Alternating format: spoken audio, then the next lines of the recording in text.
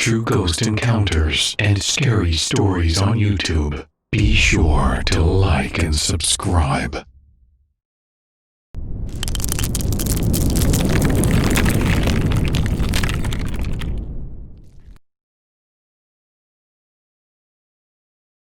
One day, my partner Greg and I were on our way to do a wellness check on an elderly man that a neighbor had called about.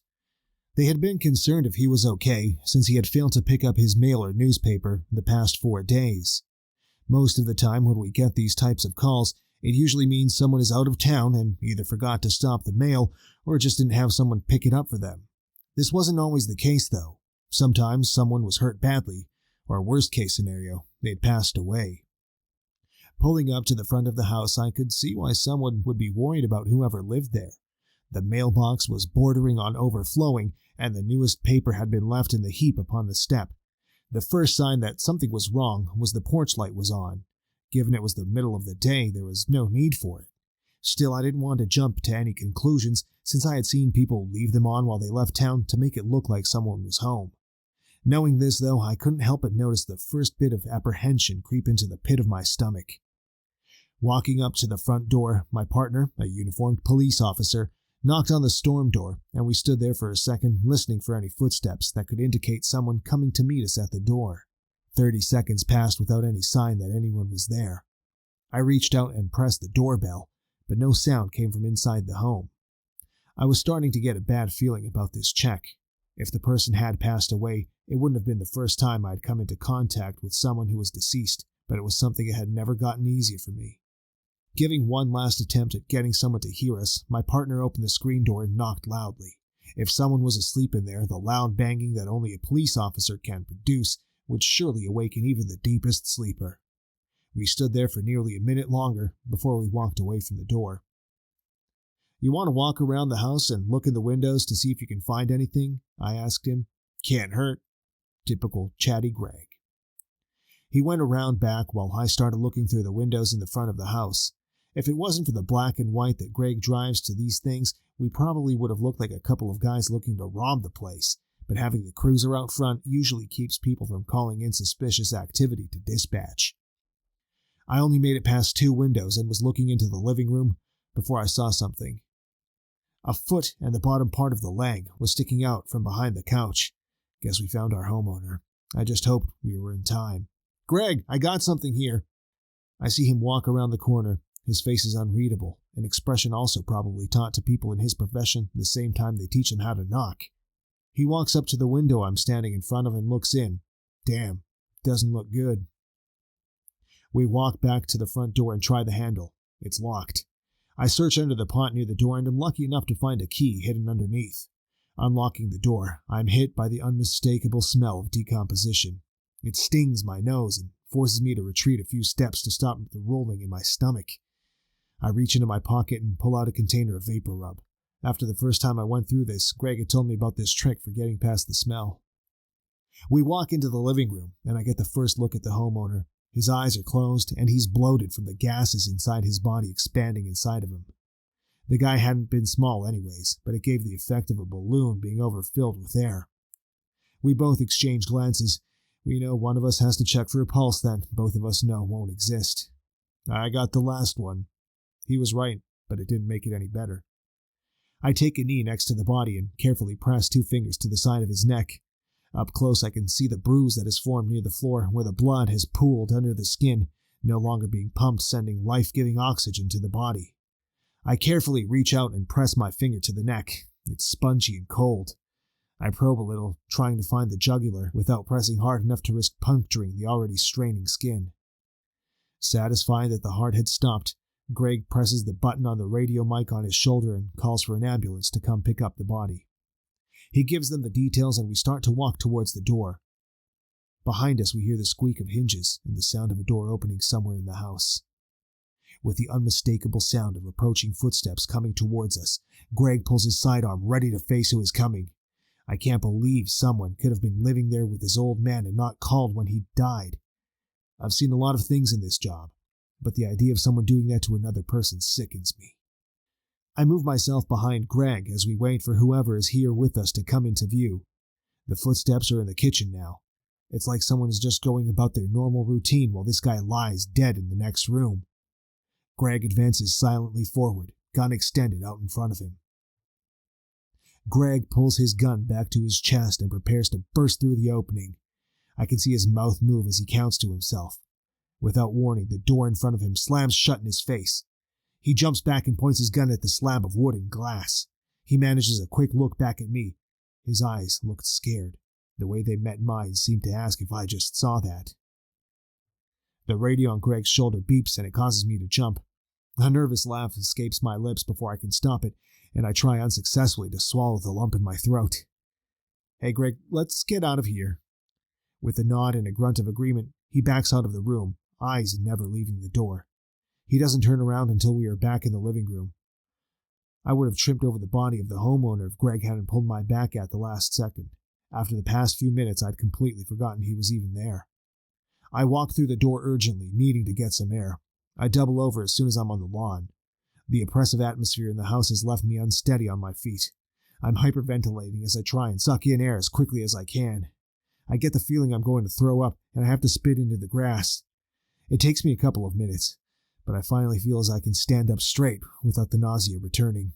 I have my hands on my head as I stare up to the sky. What the hell happened in there? Greg comes up next to me and grabs hold of my shoulder. "You okay?" I nod to him. "Yeah, I'll be fine." "Greg, who shut the door back there?" The blank cop stares back on his face. "Tom, no one was on the other side of that door. There was no wind either." It was more of a question than a statement of fact. He was asking if I could think of a reason why it happened. I couldn't come up with an answer that didn't lead me down a path that implied something I didn't want to consider. I took one more deep breath and dropped my hands to my sides. The ambulance pulled up to the curb and two paramedics climbed out of the vehicle. They pulled out the gurney and wheeled it up the driveway toward the open front door. Greg gives me a reassuring squeeze on the shoulder and walks into the house to help the paramedics remove the body. The body is loaded onto the ambulance and it pulls away towards the hospital, where an autopsy will be performed to find out how the man had died. If I could have, I would have been long gone by now, but Greg and I are partners. Besides, he's my ride. "Well, Tom, you ready to head out?" Greg already knows the answer to that question. "Yeah, let's get out of here." I look back to the house, now devoid of the person who called it home. Now all that remained was the memories and things you couldn't take with you when your time finally came. My eyes pass over the window where I'd first seen the foot and leg of the man who once lived there.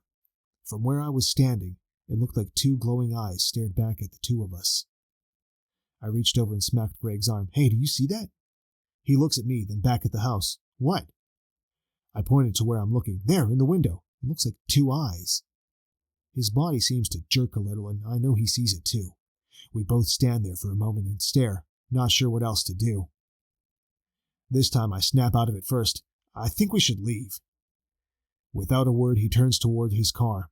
As soon as he turns the ignition, he slams the car into drive, and we're screaming down the road, siren at full throat. He's in a hurry to get away from those glowing eyes in the window. Something is in that house. It could be that the man who lived there doesn't want to leave his home, or maybe there was something else there. I don't know for sure. Either way, it was determined to make its presence known to the two of us. That day, we went into that house looking for the answer to the question of whether or not the man was okay. We came out with more questions, ones that I hope I never have to come in contact with again.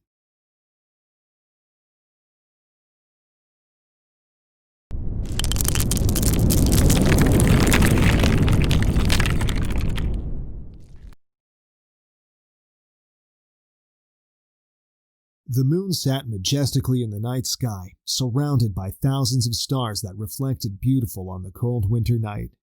I wasn't a very big fan of night shifts, but I had learned to make the most of it every time I was on night shift.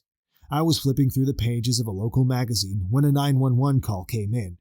I dropped the magazine immediately to attend to the call, but there was no one on the other end of the line. I wondered why someone would call 911 and say nothing. Perhaps the person was in a kind of distress or something.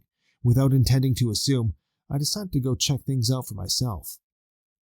The house was an old bungalow in a street that appeared deserted. Aside a light that shines through the window, I would have thought there was no one living in the house. I walked cautiously towards the door and planted a knock on it. "This is the police." Seconds later, a confused-looking pregnant lady opened the door. "Good evening, officer." "Good evening, lady. How may I be of help, please?" "I got a distress call from this address. Did you call?" "No, I didn't," the lady replied. She was constantly looking over her shoulder. "All right, the person wasn't saying anything, so I just thought I should check out the address. Is everything all right?" "Thanks for your concern, officer. I assure you everything is all right." "I'll just take my leave if that is the case." The lady nodded and closed the door just as I turned to leave. Another call came in from the same residence before I got back to the station. Was it some sort of prank? Again, there was no one on the other end of the phone. I sighed in frustration and turned to return to the house, making up my mind to ensure that I at the very least step inside the house to see things for myself. The first sight that greeted me as I got back to the house was a pair of eyes peering out the blinds on the window by the front door. I put one of my hand instinctively on my holster as I planted 2 sharp knocks on the door. After waiting for close to 2 minutes without getting a response, I radioed for backup. While waiting for backup, I turned the doorknob, and it surprisingly clicked open. I pulled out my gun and stepped quietly into the hallway.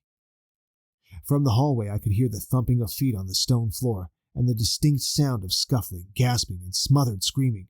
Apparently, 2 people were in a physical struggle.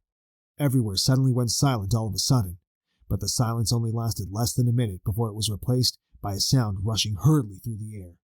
It was accompanied by a heavy crashing thud in the depths of the house below. Total silence enveloped the hall thereafter. Nothing moved. By this time, I was palsied with terror and began finding my way into the living room for the fear of the lady being in danger. I saw nothing except furniture and fittings in the living room, but the whole way through the hall, I could bet that someone followed me, step by step. When I walked faster, it was left behind, and when I walked more slowly, it caught up with me. But never once did I look behind to see what or who it was. I felt a cold chill of fright run around in my veins, not altogether as a result of the tense atmosphere, but nevertheless added its own horror. The forces against them, whatever it might be, was slowly robbing me of the will and determination that had brought me this far. There was real fear hanging precariously in the solemn atmosphere. But I still have to find the lady. I held the gun straight ahead of me. I could clearly hear the blood as they flowed through in my veins. Even my blood appeared to be scrambling for safety. There was another batch of silence, and it quickly became ever so deadly, and then almost immediately, sounds were beginning very faintly to make themselves audible in the other parts of the house. Every time I focused my attention on these sounds, they ceased instantly. I silently prayed that the sound didn't come near and that backup arrived as soon as possible. Despite that, I could not rid myself of the idea that there was movement going on somewhere in the other parts of the house. Backup arrived just in the nick of time. The house was secured, and with strength and numbers, we were able to search the rest of the house for anyone or the pregnant lady. The first room we opened, we were half expecting to see someone facing us in the back room, but only darkness and cold air welcomed us. They went through the other rooms as well, finding nothing unusual. All was as dead silent as the grave. Without any iota of doubt, the rooms were absolutely empty, and the house remained infinitely still. I turned my head towards the inner room, where I thought I heard something move swiftly. Without a reason to doubt it, we all knew that a sound of rushing feet was coming towards us. It was heavy and extraordinarily swift that at the next instant the lights went out. I saw a man's face just before the lights went out. The face thrust itself forward so close to my own that I could almost have touched it with my lips. It was a frightful face, bloody with thick features and fiery, bloodshot eyes. It had an evil expression written all over his terrifying face. He flashed his teeth as he thrust his head forward, revealing a set of scimitar-like teeth. There was no movement of air or anything for some seconds. Only the sound of rushing feet was heard, the apparition of the face, and the almost simultaneous extinguishing of the lights. The lights came back on moments later. This time, there was no one in the room except us. No scary-faced man or demon or whatever it was. There was only one place left in the house to check, and summoning all the courage left in him, Jamie headed for the kitchen. The door to the kitchen was ajar. Within a few steps, he saw the woman on the kitchen floor, unresponsive. I couldn't tell if the woman was suffering from severe pregnancy complications or if she had been attacked by some mysterious creature, but what I knew for certain was that if we hadn't found her when we did, She probably would have not made it to the hospital alive. Back at the station after our shift, I and Jamie finally talked about the odd rescue call. I thought someone was in the house because I could have sworn I saw someone peering out when I arrived there the second time. The blinds were parted, I told Jamie. That's odd, Jamie replied, because I too experienced something that I cannot explain. I saw a strange-looking man just before the lights went out, and something even stranger happened. Yeah, what's that? When you were over talking to fellow officers, I was helping to put her into the ambulance, and I felt a cold, swift breeze over my right shoulder. Then I could have sworn I heard someone whisper, "Thank you," directly into my ear. It gave me chills. I sighed. We must have been lucky to come out of that house unscathed. This was unarguably my most scary moment as a police officer.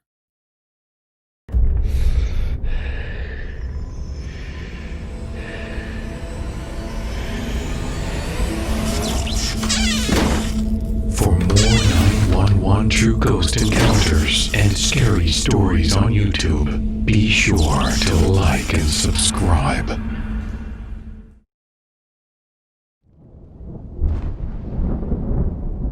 Submit your own story on Reddit at Chilled Bones Writes. And thanks for watching our 911 True Ghost Encounters.